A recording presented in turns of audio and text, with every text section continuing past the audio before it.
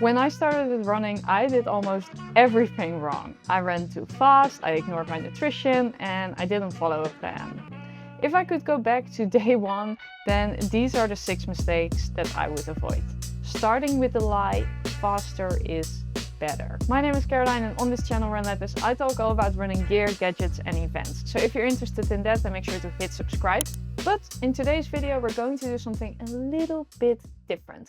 It's the start of a new year, a lot of people are picking up running, and I just wanted to share these 6 mistakes that I made to help you avoid them so that you can enjoy running a lot more than I did at the start. So first mistake is to care too much about pace and to run your easy runs too fast. You've probably heard this before, but easy runs truly should be easy. You shouldn't be out of breath. Make sure that you can have a conversation. Another way to do this is obviously to look at your heart rate. If you have a sports watch, you can do this, or you can use a heart rate monitor to have it be more accurate. But even with your watch, even though it might not be as accurate, you can use this to make sure that you are running easy enough. Second mistake that I see a lot of runners make, including myself, I was not following a plan. I was just winging it. I ran 5 days a week, 6 days a week, 10K every single day. That was it. No plan. Huge mistake, because eventually I got so burned out, but also I wasn't really improving that much. And generally, if you are winging it, it's gonna lead to an injury. Now, to avoid this mistake, all you have to do is follow a plan. And you can do this, for example, with the Nike Run Club app, which is free. You can use the Runna app, which I personally really love. I improved a lot using this app. I have a review somewhere here. Or you can work with a coach, which is something I'm going to test out now in 2026. Next mistake that I made was that I never wanted to run with other people. I always thought other people would slow me down or that I would be too slow for them. But turns out that running with other people is a lot of fun. I started joining our local run club and I actually ended up being one of the 2 leaders of our local run club, and I love it.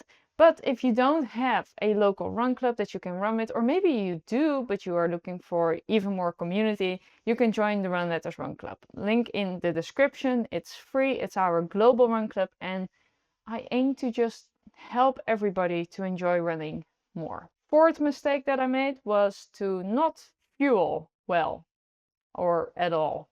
I barely fueled. I ran fasted and I wouldn't have any nutrition during my runs. I was not running longer distances than a half marathon, and sometimes you hear just noise on the internet saying that you don't need to fuel for anything under 90 minutes. And I was running about 100 minutes for my half marathon at the start. So I was like, I'm fine. 90 minutes, close to that. I don't need to, fuel up. I was so wrong. Okay. During my first half marathons, I always hit the wall. And since I've started fueling, my performance has just increased so much. I've gotten faster. I feel better. Everything's gotten better. Nutrition is key.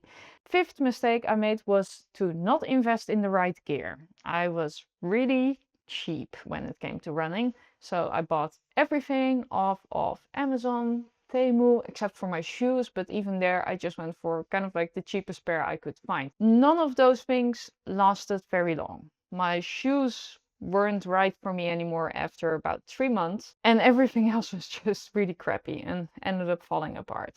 So I highly recommend that when you invest in running gear, you save a little bit more to get that thing that is gonna last you a lot longer. And that doesn't mean that you need to get anything from an expensive brand or specific brand.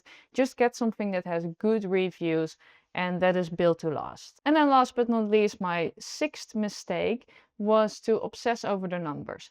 My pace, my weekly mileage, my monthly mileage.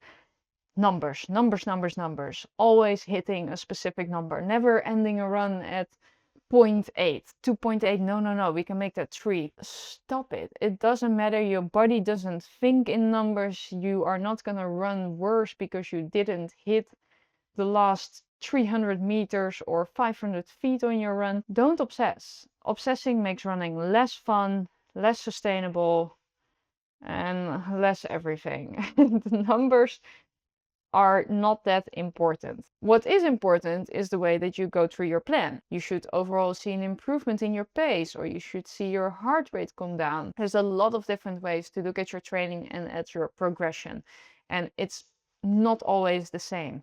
When you're focused a lot on speed, you might be focused a bit more on pace, whereas when you're focused on building endurance, you might be focused more on time on feet and your heart rate zones and so forth. So there's a lot of ways to train. And I think it's important to analyze your data, but I think it's even more important to not get obsessed, because eventually that can just lead to burnout. It can make you feel unhappy if you didn't hit a specific pace or if you didn't complete your weekly mileage goal. And that's just a pity. That's not what running is about. That's it. Those are the 6 mistakes that I wanted to share with you that I've made that I hope you will avoid. And yeah, I hope this video was helpful to you. If it was, then please subscribe to the channel. And again, if you would like to be part of a running community, then join the Runletters Global Run Club. It is free, it is fun, you can win prizes, and it's just my favorite place on the internet right now. I'll see you there.